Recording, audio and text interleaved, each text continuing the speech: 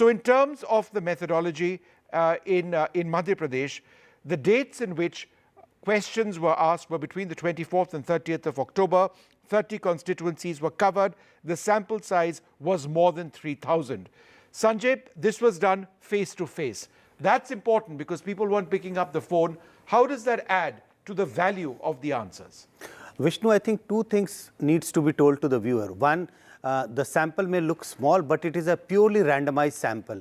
If you do a purely randomized sample, that ensures that your sample is purely representative of the voters of the state. So we have a purely representative sample. So that's very important for any survey. And you have rightly said, these are all face-to-face interviews. Investigators have traveled to the houses of these people who have been interviewed, and none of these interviews have been conducted on telephone. I think these are the two things which adds value to this survey. All right. Well, let's quickly get started on Madhya Pradesh. Lots of graphics coming up, but a lot of things which a lot of you would have wanted to know about. So let's start on the issue of performance. How are people assessing the incumbent government in Madhya Pradesh, the BJP government? Let's just start up with that, with these points. How do you rate the Shivraj government's performance? Fully satisfied, 27%. 34% said that they were somewhat satisfied. 16% said that they were somewhat dissatisfied. And 18% said they were entirely dissatisfied. How do you rate the central government's performance? Will this be a factor in the minds of people at the state? Well, 34% said they were fully satisfied with the centre's performance. 31% said they were somewhat satisfied. 16% said they were somewhat dissatisfied. And 13% said that they were fully, entirely dissatisfied. On the issue of Kamal Nath versus Shivraj, the big faces as far as Madhya Pradesh is concerned, at the state level for sure, who performed better? 34% of those polled said that they believe that the Kamal Nath government had done better. So we're not looking at them personally, we're looking at the governments that they were in charge with. The Kamal Nath government 34%, the Shivraj government 36%. People satisfied with both governments 13%, dissatisfied with both at 11%. How do you rate the Shivraj government on governance? So we asked about, for example, the state of the roads. 55% said that it had improved the roads. 28% said no. Electricity, 54% said it had improved. 24% said that it had worsened. Water supply, 43% said that it had improved. 32% said that it had worsened. Government hospitals, 36% said that government hospitals had in fact improved. 33% said that it had worsened. So fairly narrow over there. Government schools, 41% said that government schools were better. 24% said that government schools had in fact worsened. So by and large, as you can see with these trends, when it comes to government schemes or programs in key areas, by and large it's positive for the government. We are not done though, because here's an important factor. Let's talk about women's safety. 36% said women's safety had improved, but as significantly, 36% said that it had actually worsened. So is this a factor? One of the points we'll be looking at. And as far as law and order is concerned, 36% said things had improved, 30% said things had worsened. We're going to move on now, take a look at what's worked for women. Women, such a key part of any election. Well, who has worked more for women is the question. 9% say the state government, 16% have said that it's the centre which has worked, both 41%. So the large majority say that it's the centre and the state which have worked for women, and 16% said, in fact, no one worked for them. The state of inflation, this is a perennial issue across the country, and very often the answers reflect the state of the economy and concerns. So as far as the state of inflation is concerned, 82% have said that it's increased, 8% say that it's remained the same, 8% say that it has decreased. The state of unemployment in the country, 45% say that unemployment has gone up, 28% say that it's remained the same, and 19% say that it's actually decreased. The state of corruption, again, a perennial issue for elections, and certainly in Madhya Pradesh and Chhattisgarh. 61% say that it's increased. 20% say that it has decreased, and 14% say that it has remained the same. And decreased, we've got a statistic as well. I believe 20% have said, as you can see that over there, it has decreased. Now, the rate the central government has worked, rate the centre on curbing corruption. So, how has the centre done? 34% say very good, 33% said good, 15% say bad, 8% say terrible, very bad. The question which was asked was, rate the state government on curbing corruption. 24% say that the state government has done very well, 39% have said good, 18% have said bad, 10% have said very bad. So a fairly high count over there for the state government. So let's quickly move on and get a couple of answers to a lot of the data that we've actually shared over there. Manisha, let me come to you first. Now, 61% say that they're either fully satisfied or satisfied in the performance of the Shivraj government. Is that, in terms of the issue of leadership, a resounding yes for the BJP government in Madhya Pradesh?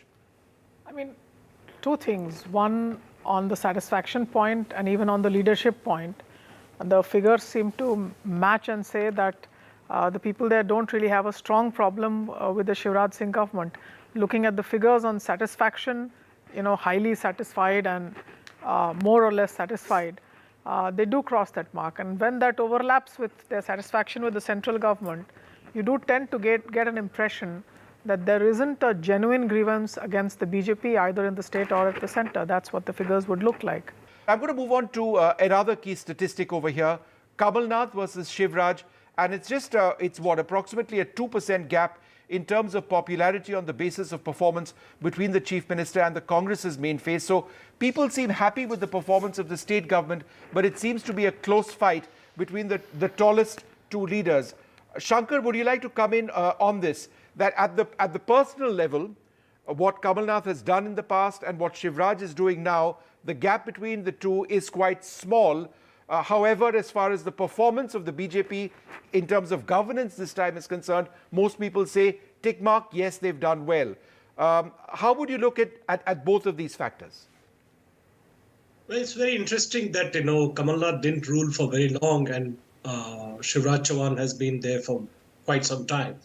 And there seems to be a nostalgic fondness for what Kamal Nath did. He gets 34% for a very short tenure. Shivraj Chouhan, on the other hand, seems to be getting only 36%. Also, there is, on the face of it, from all the slides that you've shown, Vishnu, there is no, on the face of it, no anti-incumbency per se. I think this is more a bipolar personality issue. Bipolar is the differences between the central government and the state government, bipolar in the differences between Kamal Nath and Shivraj Chouhan. I think what would be interesting to see is how the economic factors play out. I think the slides on inflation, unemployment, corruption, all of them point out to great distress at the bottom of the social and economic pyramid. And I think that is where the challenge is, which is why you see multiple voter benefit schemes being unrolled, a lot of emphasis on who's getting what. Those are the things that I think will determine where Madhya Pradesh goes. We're going to come to those in just a moment. But I also just wanted to point out on roads, electricity, water supply, government hospitals, schools, those polls say things have improved. But on women's safety, there's an equal number, 36%, who say that things have worsened. When it comes to the vote of women, which is crucial, and this is a question for you, Pratyush, is this not a concern that, a large percentage, 36% of women say that on the issue of women's safety, things have actually worsened? See, you have to look at his whole tenure, Mr. Chauhan's tenure, in a whole larger picture. What has really worked for him is that the education budget, when he took over, was like barely 2,456 crores, 2,456. Now it is 38,000 crores. The Sarv Shiksha Abhiyan is now 7,000 crores. So all these things have helped women get literacy. It has helped women in every way of life. So the biggest question which we face is about the increasing crime, as people say. But you have to trust, he's a very hands-on chief minister. So many at the block level, district level, lot of new initiative has been put by him. And that is the reason why you will see that even after so many years in power, he's as popular as he was. Because when you give health sector improvement, when you give money to education, all these things eventually comes back as development. And Shivraj Singh Chouhan's government, under the guidance of Prime Minister Narendra Modi's government, is going with a report card of his development, of the work he has done. Okay. Rural electrification, toilets, all those things are working. That is why you will say, as election is closing there, you will see BJP improving by the day. Okay, Pratish, we'll get to a lot of those points and schemes, but on the issue of women's safety and security, I think it is a bit of a concern, but we'll address that in a little while. I just wanted to go back to Radhika Khera. Radhika, on the key issue, in terms of the data which we presented, 61% say that they're either fully satisfied or satisfied in the performance of the Shivraj government. If that is the case, some would suggest that the Congress might just be in trouble. Good evening, Vishnu. But there have been enough surveys that took place in the previous elections also, which completely wrote off the Congress party, whether it was in Madhya Pradesh, Chhattisgarh, or Rajasthan for that matter. And every time, all those surveys were proved wrong, all opinion polls and then later the exit polls. And what eventually happened, what we saw in the last election in Madhya Pradesh was a chori ki sarkar. And the way the Bharatiya Janata Party showed red eyes to democracy right in the face and said that hum to sarkar girayenge no matter who the people choose. So I would not go by these surveys. Like I said, they've always been against the Congress. No. Radhika, just so that let me jump in over there and let me tell you, Radhika, there's a lot more data you've not seen because we've not presented it. This isn't against anyone per se. If you actually go through a lot of what will come up, you would likely see that there's a lot which works for the Congress as well. So let's not shoot. Let's not shoot the agency which has done it. They've done a very comprehensive one over here. I'm just trying to point out that on the issue of people saying that the state government has done work, a lot of people say yes. But at the same token, the gap between Kamal Nath and Shivraj Chouhan is just, 1 or 2 points. So that is an interesting divergence. How would you look at that? Like I was saying, I'm to repeat myself again, in the previous election also, they had, I remember the Chhattisgarh by polls, and also over here, people had, even in Madhya Pradesh, the polls had said that Dr. Raman Singh is the face and Shivraj Chouhan is the preferred face, and it's going to be a thumping victory, but that did not happen. And Chhattisgarh and Madhya Pradesh are neighboring states now, and they were won earlier. So whatever happens in both these states affects each other as well. But I will come back to that. Like I was saying, that many polls, I will read out the list of the polls who projected Shivraj Singh Chouhan as the preferred place in the previous elections as well. But the end result was very different.